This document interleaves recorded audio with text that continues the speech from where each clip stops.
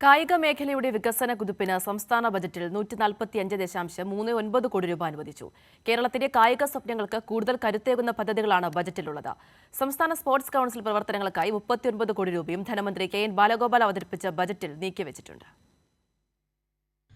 LDF സർക്കാർ അധികാരത്തിലേറിയ ശേഷം കായിക മേഖല വളർച്ചയുടെ പാതയിലാണ്. ഈ വളർച്ചയ്ക്ക് കൂടുതൽ സഹായമേകുന്നതാണ് ധനമന്ത്രി ബജറ്റിൽ അവതരിപ്പിച്ച പ്രഖ്യാപനങ്ങൾ. കായിക കേരളത്തിന്റെ വികസനത്തിനായി സംസ്ഥാന ബജറ്റിൽ 145.39 കോടി രൂപയാണ് അനുവദിച്ചത്. ട്രാക്കിൽ കേരളത്തിന്റെ കായിക സ്വപ്നങ്ങൾക്ക് ചിറകു നൽകുന്ന പദ്ധതികളും ബജറ്റിലുണ്ട്. കായിക മേഖലയ്ക്ക് മുതൽക്കൂട്ടായി തലസ്ഥാനത്ത് തന്നെ പുതിയ സിന്തറ്റിക് ട്രാക്ക് വരും. കേരള സർവകലാശാലയ്ക്ക് സിന്തറ്റിക് ട്രാക്ക് നിർമ്മിക്കുന്നതിന് 5 കോടി രൂപ അനുവദിച്ചു. ട്രാക്കിലെ സ്വപ്നങ്ങൾക്ക് വേഗവും കരുത്തും ഊർജവും നൽകുന്നതാണ് സിന്തറ്റിക് ട്രാക്കിന്റെ നിർമ്മാണം. കായിക താരങ്ങളുടെ പരിശീലനത്തിന് അപര്യാപ്തമായിരുന്ന സ്പോർട്സ് ഉപകരണങ്ങളും കൂടുതൽ ലഭ്യമാകും. സ്പോർട്സ് ഉപകരണ വ്യവസായത്തിന് 5 കോടിയാണ് അനുവദിച്ചത്.